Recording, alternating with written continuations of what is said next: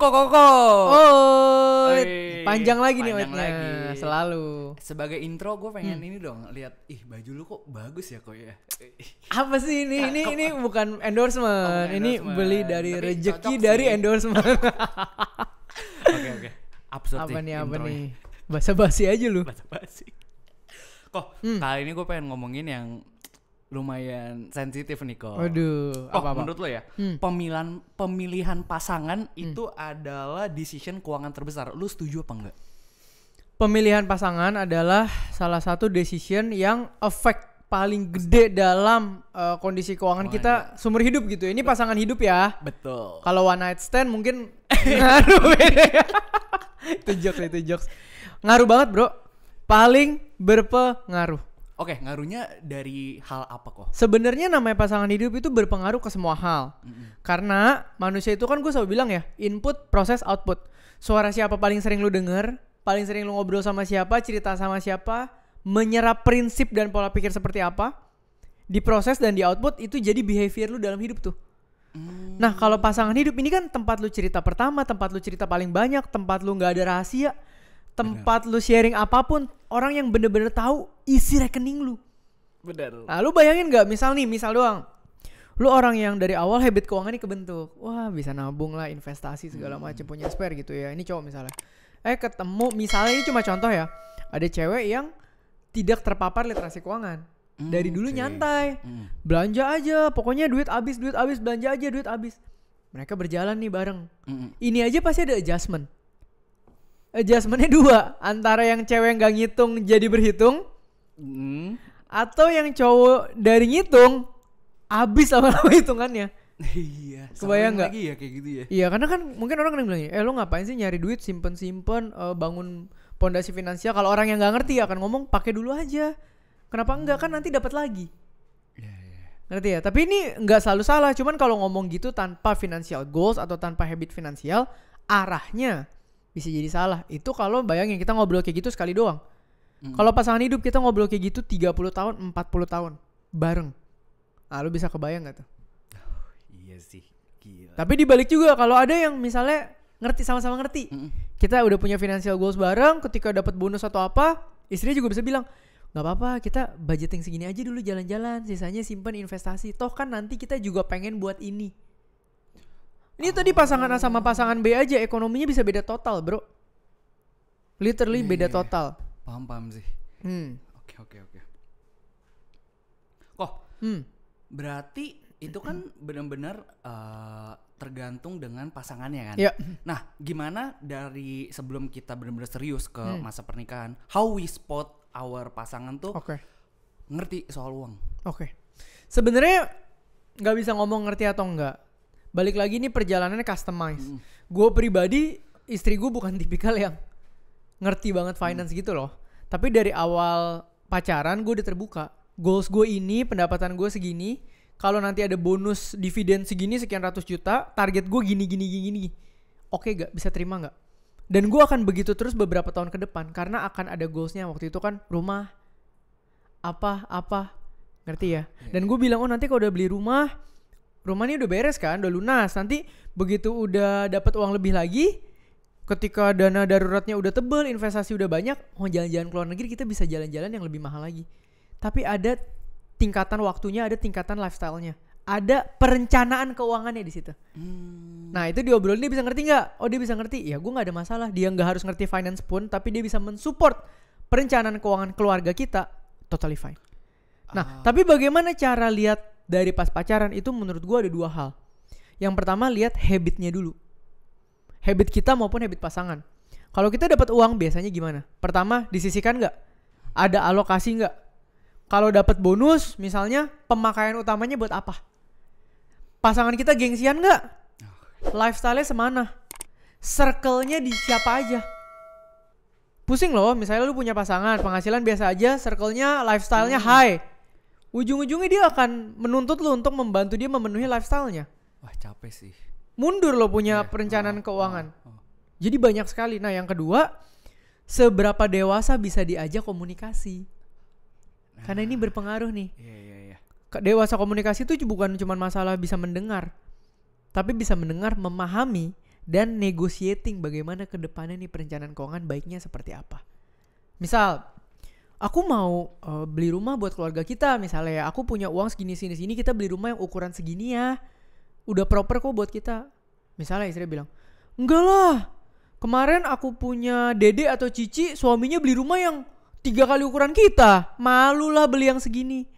Misal, akhirnya lu jadi cowok, ketampar gengsi lu dong. Kena ego. Kena dong. Mungkin aja lu jadi memaksakan beli rumah yang besar tapi tidak sesuai kemampuan lu, ujung-ujungnya rumahnya disita. Kalau nggak lu mati cicilannya gede. Itu happen all the time. Iya. Ini kan ngomongin duit, jujur di Indonesia tuh masih tabu ya kok. Nah, gimana gue coba take back, throwback maksudnya pas masih pacaran, gimana kita approach pertama kali untuk ngomongin duit? Oke, ini mungkin bisa apply to all ya teman-teman. Pertama menurut gue kalau omongan tentang duit itu tidak akan ada yang mau open kalau tidak serius. Jadi statement pertama adalah gue serius nih sama relasi ini. Maka gue akan mulai ajak lu ngobrol tentang keuangan. Sesimpel itu. Kalau dianya juga serius sama lu, gak mungkin gak mau omongin. Karena ngomongin keuangan bukan cuma buat kepentingan gue. Bener. Buat kepentingan dua-duanya. Jadi kalau lu mau serius di relasi itu, lu ngomongin keuangan dianya gak mau, lo tanya dia serius gak? Jadi bisa bedain orang serius sama iya dong, ya? Sama kayak misalnya sekarang gue punya bonus. Wah, gue lagi banyak gengsi, gue ganti jam, ganti mobil segala macam. Lu bisa tanya juga jadi cewek, lu serius gak sih sama gue? Bonus lu habis semua buat lifestyle lo. Ntar habis nikah? Nggak tahu. Nggak tahu. Atau cowok bisa nanya ke cewek, lu punya wedding dream segitu gilanya, lu tahu tabungan gue berapa, lu tahu tabungan lu berapa, lu tahu penghasilan kita, abis wedding kita jatuh miskin lo ini. Lu serius nggak mau hubungan kita? Jangan-jangan dia serius di hari nikah. Tapi belum tentu serius nikah sama lu. Di branding ya. Lucu dong, nikah sama lu abis itu hidup 30 tahun ke depan. Hari nikah cuma 1 hari. Prioritasnya 1 hari itu. Ini gue ngomongin antara memaksakan kemampuan ya. Kalau mampu gue gak ngejudge. Silahkan, itu wedding dream hak setiap orang. Tapi kalau yang sampai memaksakan kan ditanya balik, lu serius gak? Justru lu nanya gue, lu nikah serius gak? Gue nanya lu hidup sama gue serius gak? Kalau abis nikah kita berdua gembel, lu gak serius berarti, gila. Iya benar sih, agree. Gitu loh. Kok ngomongin cewek dan cowok ya kok yang mungkin maksudnya di fase pacaran. Sebenarnya different standard of life yang begitu jomplang, apakah sebuah permasalahan besar? Masalah. Prinsip gue dalam cari pasangan itu harus setara, sepadan, seiman. Kebalik, seiman, setara, sepadan. Itu dulu. Ini lucu sebenarnya. Mungkin ini terdengar agamis banget, tapi kita breakdown logiknya. Seiman itu ini mungkin kontroversi. Gue nggak bisa ngejudge ke semua orang, tapi ini POV gue. Disclaimer ya, ini versinya gue doang nih, nggak merepresent siapa-siapa. Seiman itu setidaknya bisa menyatukan lo punya pondasi ketika ada masalah, pola berpikir lo, dan lo lari kemana ketika lo ada masalah. Itu doang. Gue nggak ngomongin apanya. Karena kalau lo ada pondasinya beda, lo akan lari ke 2 arah yang beda. Benar. Bingung tuh ntar. Pegangannya beda. Tapi balik lagi, no judge. Yang kedua, ya mungkin udah mirip-mirip ya, sepadan dan setara tuh artinya lu jangan terlalu beda jauh. Ini apply ke semua hal. Sorry to say, mau ngomong yang satu cantik banget, yang satu biasa banget. Susah, bisa gak? Bisa. Tapi akan susah. Karena nanti omongan orang, pressure sosial, godaan, never know. Benar. Begitu juga dengan ekonomi. Jomplang, bisa gak? Bisa. Gue gak pernah ngomong gak bisa, semua juga bisa. Tapi akan lebih berat. Yang susah ditarik naik, nanti akan dipandang keluarga, dipandang teman, dipandang sosial. Kalau orangnya mature, kuat-kuat aja. Kalau gak kuat, pondasi rumah tangga lo yang berantakan. Iya. Gitu loh. Benar-benar. Kok, gue mau nanya lagi, last question. Kok, lo sama pasangan lo kan udah lebih dari 10 tahun kan? Gue mau nanya dong kok, sebenarnya lo agree gak a relationship always be 50-50? Oke. Menurut gue relationship tidak mungkin pernah bisa 50-50. Gak bisa. Tidak bisa, karena gini, manusia itu naik turun. Ketika gue lagi naik, gue bisa kasih 90, lu kagak perlu kasih 50, lu 10 aja cukup.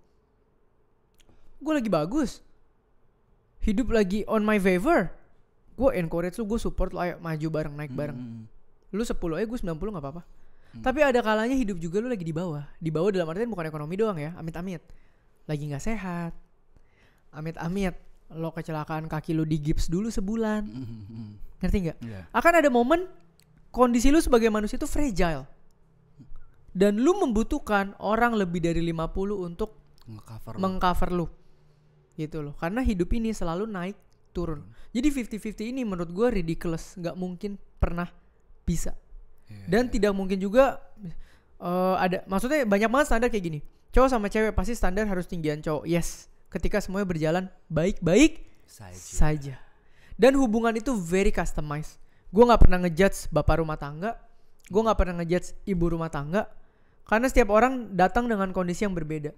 Ketika pasangan itu dua-duanya bisa saling menerima dan baik-baik saja, di dalam kondisi gambaran rumah tangga yang menurut orang lain tidak ideal dan dijudge, itu sebenarnya mereka happy-happy aja. Iya, bener. Lu gak ideal, istri lu bisa terima, bisa, happy. Istri lu gak ideal, lu bisa terima, bisa, happy gak? Happy. Ya lu berdua happy, tetangga lu yang gak happy. Sama satu antero sosial media yang gak happy. Tapi don't give a fuck lah tentang itu gitu loh. Iya bener, agree. Tapi sesempurna apapun lo, kalau internalnya gak happy, mau dipuji seantero sosial media sama tetangga nih, sering lihat gak couple goals nih, keren nih couple goals, tiba-tiba 3 tahun kemudian ganti pasangannya udah. Sering. Banyak terjadi, never know gitu loh. I see. Very customized lah, selama acceptance-nya Penerimaan. semakin lama semakin tinggi, relasi lu harusnya semakin aman. Nah, bagaimana naikin acceptance? Love-nya harus naik. Love-nya harus growing. Ketika love-nya growing, acceptance-nya naik. Ketika acceptance-nya naik, kata orang itu udah gak terlalu ngaruh ke hidup lu sih. Gitu loh. Misalnya ke trigger. Tetangga kita udah ganti Alphard tuh. Malu lah. Biasa kan ada kompetisi tetangga kan, mobil kelihatan ya. Tapi kan kalau lu sayang sama suami lu sayang sama keluarga lu akan bilang gini, kalau gue ngomong gitu mental dia kena gak? Kena buat apa? Iya. Ngerti ya? Semakin lu sayang orang, prioritas lu adalah orangnya. Bukan bendanya, bukan circumstancesnya. Bukan lingkungan lagi. Nah itu yang kita kadang salah fokus. Gila. Gitu. Mantep kok. Udah kok. Pertanyaan gue udah habis untuk. Jadi lo kapan pacaran? Udah tutup kok. Oke lah. So thank you buat teman-teman semua hari ini yang udah denger ini. Semoga berguna buat kalian. Yang jomblo juga semoga ini membantu. Dia juga masih jomblo, tenang aja. Tapi soon dapet cewek yang berkualitas ya. Amin. High value man, high value woman ya. High value tuh gimana indikatornya? Itu ganti chapter lagi ya, ganti episode lagi ya. Wih, boleh juga. Oke, thank you semuanya udah nonton. Semoga jadi berkat buat kalian semua. Bye-bye.